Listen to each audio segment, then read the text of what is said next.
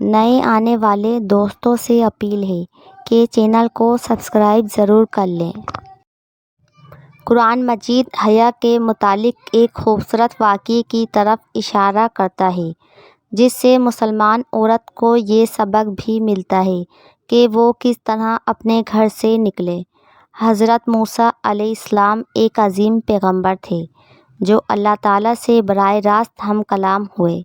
ایک مرتبہ سفر میں تھے، گرمی کا موسم تھا، پاؤں ننگے تھے۔ سفر کی تھکاوٹ اور پیدل چل چل کر پاؤں میں چھالے پڑ چکے ہیں۔ ذرا آرام کرنے کے لیے ایک درخت کے سائے میں بیٹھ گئے۔ کیا دیکھتے ہیں کہ کچھ فاصلے پر ایک کنواں ہے۔ وہاں سے کچھ نوجوان اپنی بکریوں کو پانی پلا رہے ہیں اور ان سے کچھ فاصلے پر باحیا دو لڑکیاں کھڑی ہیں۔ جب آپ نے ان کو دیکھا تو حیرانگی کی انتہا نہ رہی کہ یہ دونوں لڑکیاں اس جنگل میں کیوں کھڑی ہیں اور کس کا انتظار کر رہی ہیں۔ حضرت موسیٰ علیہ السلام نے جب وجہ دریافت کی تو پتہ چلا کہ ان کا کوئی بھائی نہیں، باپ بوڑھا ہے اور اس قابل نہیں کہ چل پھر سکے، اور وہ دونوں اپنی بکریوں کو پانی پلانے کے لیے آئی ہیں کہ جب تمام لوگ اپنے جانوروں کو پانی پلا کر چلے جائیں گے تو آخر میں یہ اپنی بکریوں کو پانی پلائیں گی۔ حضرت موسیٰ علیہ السلام ان کی بات سننے کے بعد آگے بڑھے اور خود پانی کنویں سے نکالا اور ان کی بکریوں کو پلا دیا۔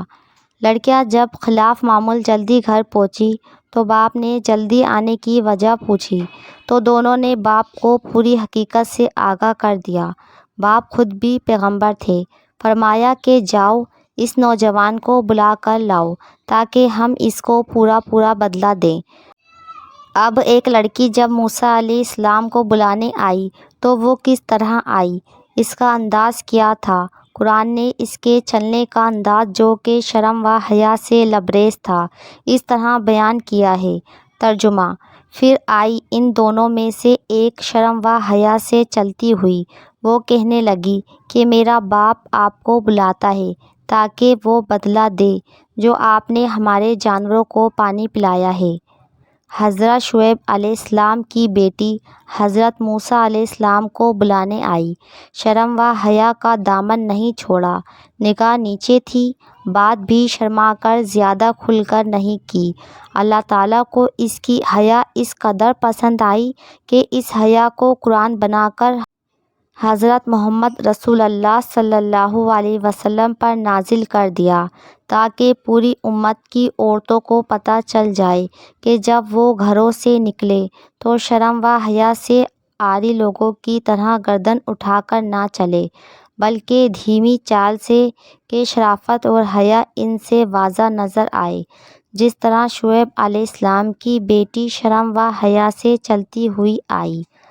عملی اعتبار سے حیا کے 3 شعبے ہیں: اللہ تعالیٰ سے حیا، لوگوں سے حیا، اپنے نفس سے حیا۔ اللہ تعالیٰ سے حیا کا مطلب یہ ہے کہ احکام الہی کو نہ توڑیں۔ لوگوں سے حیا یہ ہے کہ حقوق العباد کو ادا کریں۔ لوگوں کے سامنے جن باتوں کے اظہار کو برا سمجھا جاتا ہے ان کے اظہار سے بچیں، اور اپنے نفس سے حیا یہ ہے کہ نفس کو ہر برے اور قابل مذمت کام سے بچائیں۔ قرآن و حدیث کی روشنی میں یہ چند آیات اور حدیث کے مطالعے سے ہمیں پتہ چلتا ہے کہ اسلام نے شرم و حیا پر کتنا زیادہ زور دیا ہے، اور اس کی اتنی زیادہ اہمیت ہے کہ اسے ایمان کا حصہ قرار دیا گیا ہے۔ شرم و حیا ایمانی زیور ہے، لیکن آج کل کے دور میں شرم و حیا عفت و عصمت کا جنازہ نکل چکا ہے۔ آج حیا ایک عیب بن کر رہ گیا ہے۔ عشق اور معشوقی کے کھیل رچائے جا رہے ہیں۔ مغربی تہذیب نے دنیا کو بے شرم اور بے حیا بنا دیا ہے۔ آج اگر ہم اپنے معاشرے میں نظر دوڑائیں تو ہر طرف یہودی تصویریں نظر آتی ہیں۔ مغربی میڈیا ہر جگہ عورت کی تصویر کو نمائش بنا کر پیش کر رہا ہے۔